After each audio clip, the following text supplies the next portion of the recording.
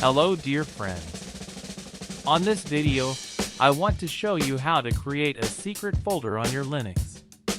First, create a new folder everywhere you want. Then name this folder a space. Second, you need to download a blank icon PNG.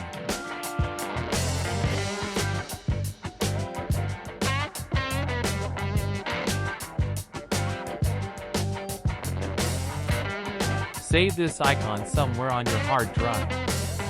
Just make sure you will never move this icon to somewhere else.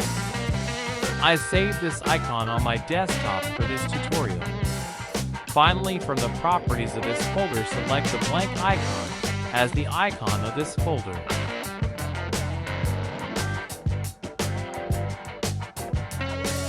It's done. Now you have a secret folder on your Linux, which just you know this folder exists.